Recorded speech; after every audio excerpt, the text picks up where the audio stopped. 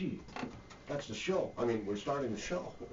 Good morning, everyone. Welcome to today's edition of AM Minnesota. If it sounds like I'm in scramble mode, it's because I'm in scramble mode this morning. We were scheduled to have Mona Kinzer with us, the executive director of the Faribault Senior Center. Mona contacted me yesterday and said, Gordy, is there a way we can do it on Friday? She had something going on today, obviously. I said, sure. I just so happen to have Friday open. So Mona will be with us tomorrow. Then I called Sheriff Troy Dunn because, well, I've been sharing with you in our newscasts this week about the fact that last weekend there were a handful of accidents involving farmers heading into their fields, people being impatient. One of those involved a motorcycle hitting the back of a wagon. So I wanted to touch on just, let's have some patience, and that's why I called the sheriff. But Sheriff Dunn had to be at a meeting in Rochester today, and he said, how about I send my lieutenant your way? So in studio, right on cue here, is Joe Yetzer. Good morning, Lieutenant. Good morning. Nice to meet you. Yeah, thanks for stopping in. I really appreciate it. You're welcome. You're in charge of, let's see if I get this right now, the Patrol Division and the Water Patrol. Correct. So tell us about your duties, if you would, with the Patrol Division. Well, with the Patrol Division, we have the deputies that would be out there enforcing traffic laws and responding to calls and so forth. And then we have several sergeants in the department that also handle those duties as well. So as part of that, I'm responsible for like the training, finding the training and getting people scheduled for that, and also for the scheduling of the patrol units and so forth. As far as Water Patrol, we have several Water Patrol members and also a lot of kind volunteers who help the department out there as well. And our year's just kind of getting going on that also as far as training and scheduling and so forth. I'm going to guess a lot of officers want to be on the Water Patrol. Who wouldn't want that gig? Right. It's, depending on the weather. Last year was pretty rainy, but this year we're hoping for some nice weather for the boaters as well. So do you have to pull the reins back in terms of, I'm sure you have a set number of paid individuals, and then of course they're volunteers that you talked about. Right. Yep. We have 6 paid members that we use for the Water Patrol, and then we have approximately 13 to 15 volunteer Water Patrol members of people who live on the actual lakes, that we can call if there's an emergency to come out and help us, or if they just want to go out and if they want to throw on their uniform and go out and do some proactive patrols and some safety checks, they do that as well. So we're going to touch on a few things here. First of all, let's get a little of Lieutenant Yetzer's background. You've been with the Rice County Sheriff's Office how long, Lieutenant? I started with Rice County in the beginning of 1999. So it's been a while. Correct. Yep, I've been here for a while. 16 years. Where were you before that? Before that, I started up north with Douglas County Sheriff's Office and the Parkers Prairie Police Department, and then eventually I came down to work for Lonsdale Police Department and New Prague Police Department. Interesting. So you've seen it all, really. I mean, little towns, yep, everything. Little towns, and I grew up in Northfield, so this is the area I wanted to get back to. So. Well, that's cool. That's awesome. You enjoy it, obviously, or you wouldn't still be doing it. I do it. I love my job a lot. It's great. It's good to do a job you love, isn't it? It makes it go. Yep, it helps a lot. It really does. I mean, sometimes you think, I get paid for this. You have to pinch yourself. Yeah, right. It's a very rewarding job. Although I will say, in your job, you do have to deal with some knuckleheads every now and then. That happens every once in a while. You just deal with it and you move forward, and hopefully if the person needs some help, they can get some help. One of the things we really wanted to touch on today, as I mentioned in our opening segment here, was what's happening in the Water Patrol. It's interesting that we have the lieutenant with us this morning because Sheriff Dunn told me before we arranged the program that this weekend they're doing training. You guys are doing training this weekend for the Water Patrol. Right, yep. We are training. We have, of our paid members for Water Patrol, we have 4 that are returning, and then we have 2 brand new folks that are joining the Water Patrol unit. And our training is actually Saturday and Sunday, so good timing. I want to touch on the training, and do you still need volunteers? It depends on the lake. We're good with a few of the lakes. I don't have the list in front of me, but if people are ever interested in volunteering, all they have to do is just send us a letter of interest to the Sheriff's Office, and we'll go through it. All right. In studio on AM Minnesota today, I want to thank Rice County Sheriff Troy Dunn for arranging this really literally last minute. Lieutenant Joe Yetzer is in studio, and obviously want to thank you for coming in last minute too. You probably had some better things to do than this. Nope, that's okay. I'm glad to be here. But I really appreciate it. And in charge of the patrol division and water patrol, we were touching on the water patrol and how you have training this weekend. So your training entails what? Well, we start off with just some office items, just get some of the required paperwork done. We teach them how to type the reports, should they, watercraft accidents and so forth. We get them set up with uniforms, all the badges, the IDs, and so forth. And then at that time, it gets a little bit more fun. That's when we go out and we go and grab all the boats and the watercraft and go through them, do some orientation there. And at that point then we'll head out to the lakes, and we practice anything and everything from just driving the boats and the trailers to backing them in, and then getting them oriented with the actual watercraft itself. We have a large Lumicraft, we have a smaller John boat, we have an inflatable Sotar, then we have 2 jet skis as well. And then we also have a larger boat called a Pro Drive, which is more of a boat from the river or for shallow areas. So they have to get orientated on all of those in the operation, and then they have to be able to approach other watercraft with those different types of watercraft. So it takes quite a bit of practice. And then after that, what we do is we start heading around to the different lake accesses. Some of them they're all unique in their own way. Some have sharper turns, some are easy, some are pretty hard. Cedar Lake can be a little bit more difficult to get the boat in, so we start showing them those and having them start to practice on that stuff. So You guys still have that hovercraft? nope, the hovercraft, I'm not sure where that went to, but we don't have that anymore. I remember at the time it was kind of a cool deal to have. Yeah, It's been a lot of years ago, though. yeah, that was a while ago. I don't remember I don't know where it ended up. Now that I think about it. So it's obviously been outdated. Right, that was used for quite a while, and I know we had access to it, but then just with different equipment that came up and so forth, it just wasn't needed anymore. How do you determine who gets to do what? For example, I would think your officers probably love to be on the jet skis. Yep, they do like to be on the jet skis quite a bit, but we'll usually work the jet skis in tandem with the other water patrol boat. So the jet skis they can. Do you assign them? I mean, it's like Joe Blow is on the water ski today. No, they can. No, we let them determine. What we'll do is, like on a typical day, we might have 3 water patrol deputies working, and we'll let them decide. And they take turns as far as who's going to actually be on the jet skis, and a lot of times they'll switch back and forth, just to kind of share the fun and the experience of it and so forth. You hit multiple lakes every weekend here during the summer once the fishing season gets going. Multiple lakes every weekend, or you stay on one lake? Nope, they'll rotate from lake to lake. They'll try to hit several lakes in a day. You can guarantee that every Friday and Saturday and Sunday the water patrol is out there, and they look at each other's logs to see which lakes didn't get maybe enough attention. And if we ever get complaints called in to us, what we'll do is we'll forward that information to the water patrols so that they can include that, maybe a little bit extra patrol, for their weekend patrol duties and stuff like that. So you have some interesting information there. I say that because we just briefly visited before hitting the airwaves, and you had said, see if I get the number right, you said you issued 13 citations last year, is that right? Correct. Last year there was a total of 13 citations issued. That's it. Think about this, the entire spring, summer, fall, Water Patrol only issued 13 citations. Correct. They did issue 185 written warnings, though. Water Patrol, is a lot about education and just kind of talking with the general public, just to let them know what the actual laws are. So it's heavily geared towards the education part of it. But, there's times when a citation will be issued. So obviously that's not super emphasized then. You don't want to be the bad guys out there. You want to just make sure everybody's safe. That's the bottom line. Right, that's the primary goal of Water Patrol, is to keep people safe on the lakes and the waterways and so forth. But yeah, 13 citations, 185 warnings.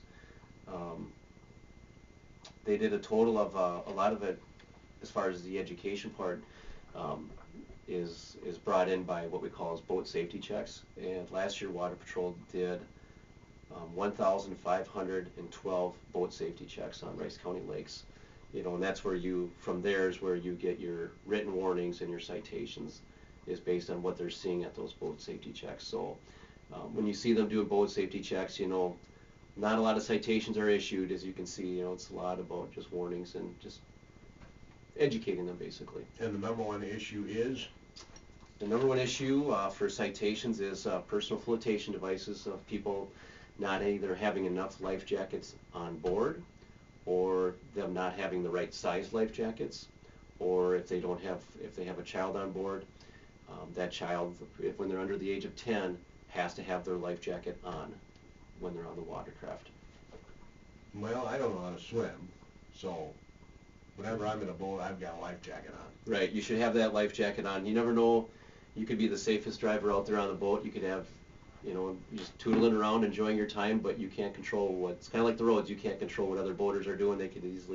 Someone could easily run into you, and you're not going to have time to get to your life jacket, especially, and it's got to also be readily accessible. So you can't have your life jacket underneath a seat with a ton of ropes on top of it, or buoys or oars on it. It's got to be readily accessible. I mean, the bottom line here is, correct me if I'm wrong, people just don't die if they're wearing a life jacket. Right. I mean, there could be, you know, it could be a lot of different factors involved, but you have a better chance of survival if you have your life jacket on. I should say they don't drown if they're correct. They don't drown. Right. I mean, they might have a head injury or something that would. Correct. But if you do, you'll at least, with the life jacket on, you'll stay above the water, and you know, emergency personnel will be able to get to you and pull you to the shore. Then part of your training is also rescue, I would guess. Is that right, Joe, or not? Correct. We do touch on rescue and so forth. But we do have, you know, we go over some of the training with some of the instruments that we would have. Some of those would be called rescue discs. Sometimes it's just simply just throwing a person a life jacket. These rescue discs are floatable discs that you can throw to the person, and they can hold on to, and you can pull them to you. We also have a new device that we implemented last year. It's actually an inflatable wrist cuff that you call it. It's an orange bag that you throw to the person, and they simply just have to put their hand through it. They pull a cord, and it's controlled by air. It just automatically inflates, so it's not going to come off the wrist, and it's attached with the rope, and you can just pull them right to you also. Wow.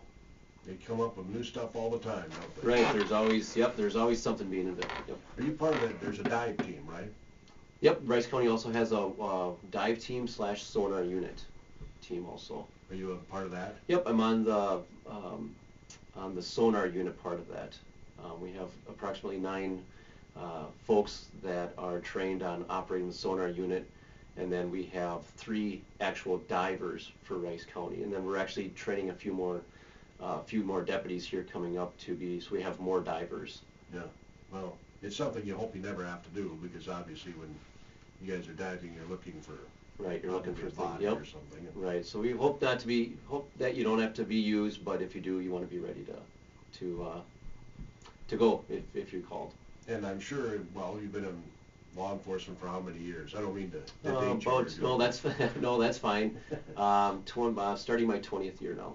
So you've seen a lot of changes in those 20 years. Yep, a lot of things, equipment to technology has changed dramatically. Yeah, well, you basically got a office in every patrol car, right? Yep, with the computers now. Yep, all citations are by computer, and you can deputies, we can type our reports. You know, we can just simply pull over and do a parking lot and type an actual narrative report, accident report, right from our squad cars now. The message must have gotten through in terms of boating while intoxicated, because how many citations do you have there?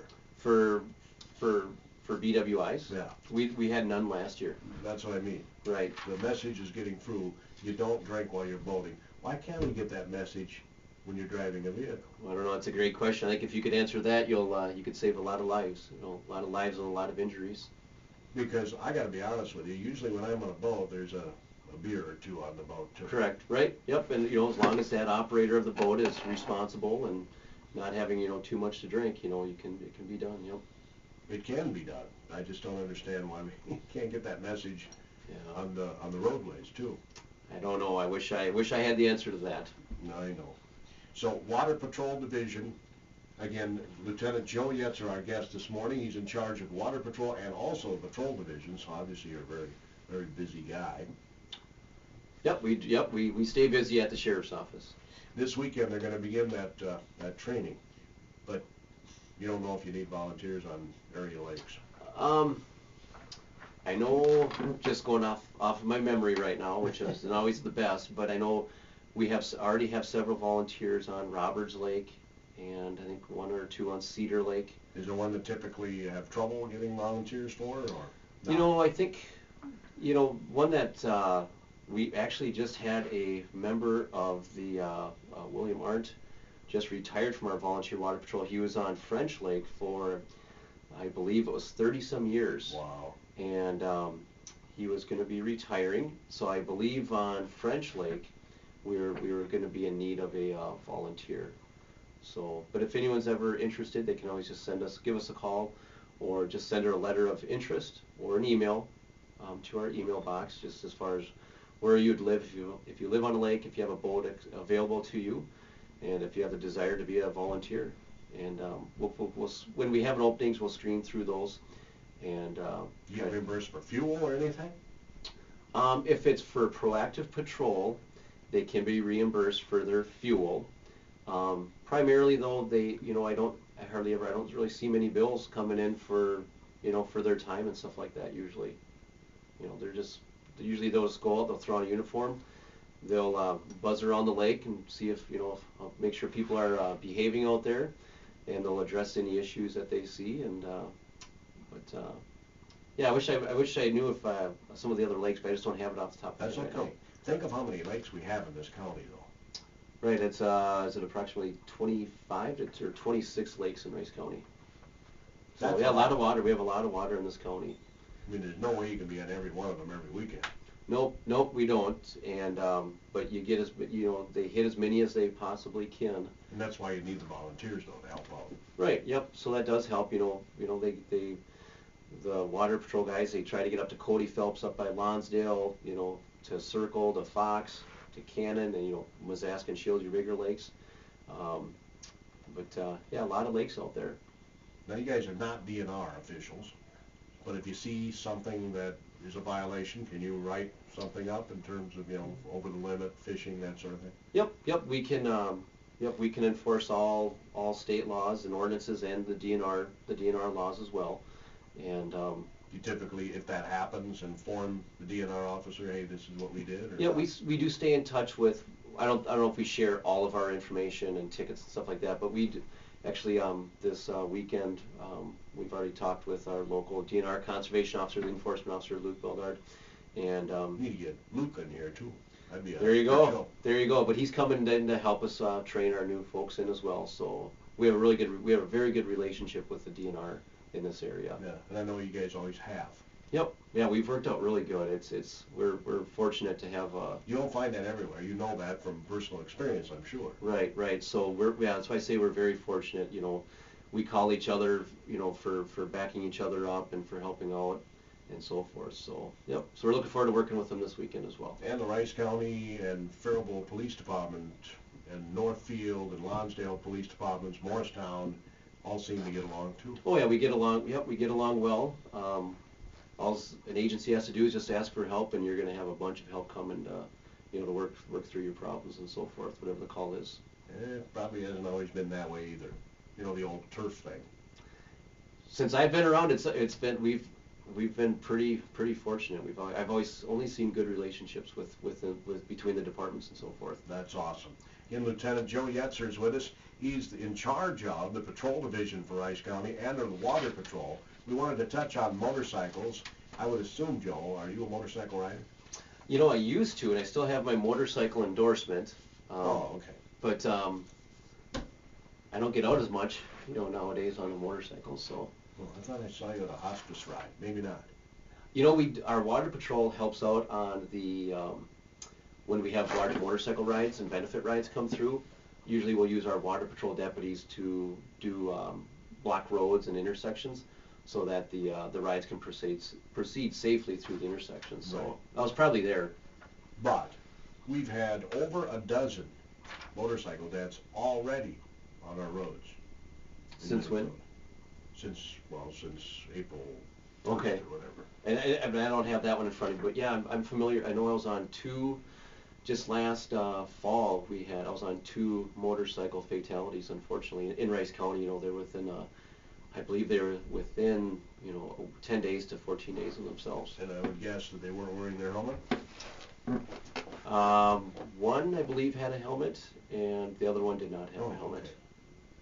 So, yep, it's unfortunate, but yeah, that was the end of the year, and now with the nice weather, obviously we're seeing a lot of more motorcycles out there. We're just hoping that people wear their helmets and just, ride respectfully. And we also ask, though, at the same time that the motorists in the area give motorcycles a little bit more room, because as we know, motorcycles can stop a lot quicker than a car. So you got to make sure that you're not tailgating motorcycles and so forth. They can stop a lot quicker. So, and they're harder to see. So you gotta give them more room.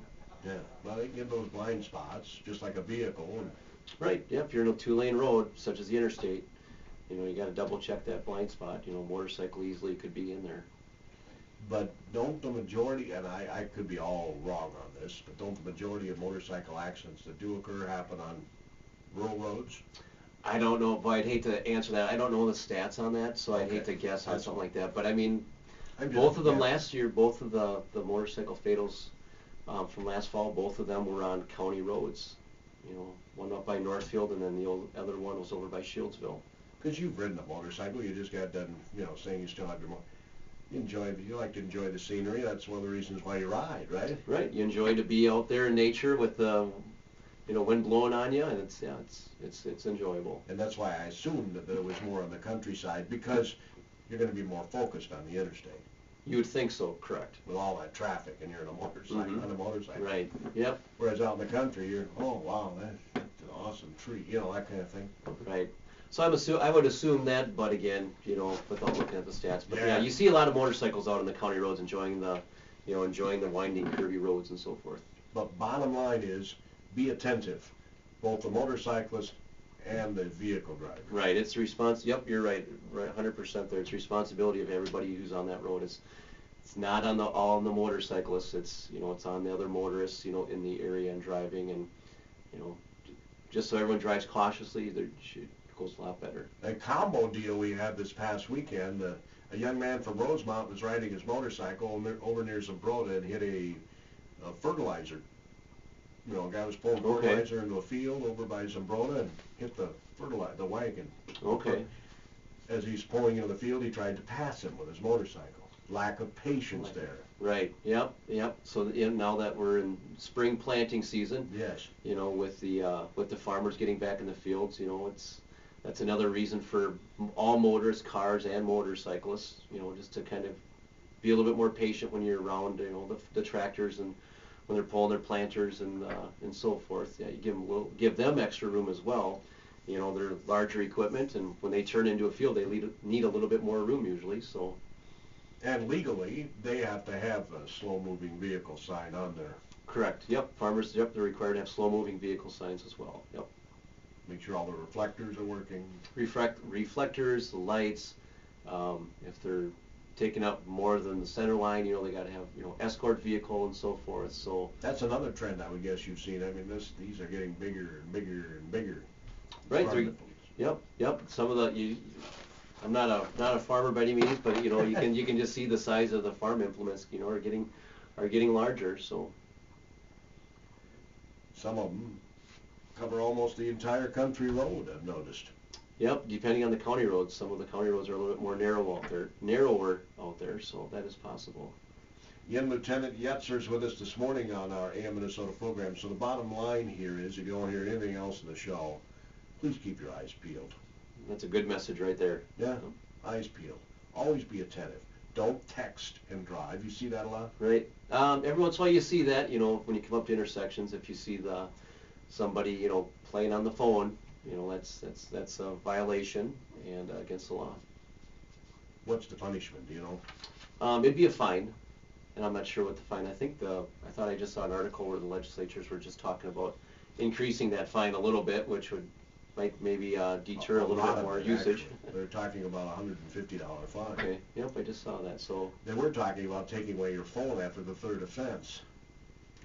Well, I'm not sure about that part, I'll let the legislature worry about that. That was pulled out, but that was one of the Okay. suggestions. Wow. Which would be, wow, yeah, right, wow. BWI, what is, can you lose your boat if you get? If you'd have so many, I don't have that statute in front of me, but if you'd have so many, I believe if you'd have so many violations, could be similar to like the DWI laws where you're subject to forfeiture laws at that point.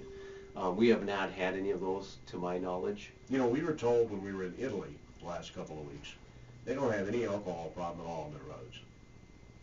How do they, how do they do that? You get caught, you lose your license for life.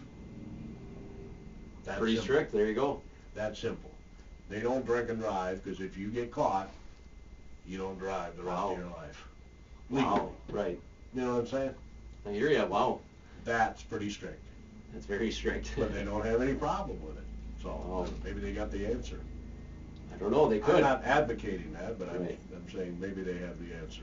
Thanks, Joe. I really appreciate you coming in today, especially on super short notice. Well, that's okay. I've enjoyed my time. Thanks for having us, and just give us a call anytime you have questions. That's right. If anybody does have a question for you, by the way, I should check my phone here. I asked people to email or to text me a question if they had any.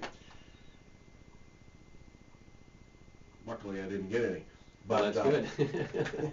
but what was I going to say? Oh, you have a phone number or something to give out if people wanted to ask you specifically a question and Sure, if they have any, answered you? yep, if they have any specific questions, my direct line in the office is 507-333-3860. 333-3860. Thanks again, and it looks like the weather's going to be nice for your training this weekend. Yeah, we're keeping our fingers crossed on there. Looks like Sunday's going to be a really nice day as I mean, well. even if it's raining, you still train? We do, yep. If it's raining, we won't necessarily be on the water, but we'll be out working on the other parts of the training as far as getting to know the county roads, the lake accesses and the lakes. But if it's raining, we won't necessarily be on the lake then at that point. All right, and thanks again, Joe. I appreciate it. Thanks for very much. having me. Appreciate it. That concludes today's edition of AM Minnesota.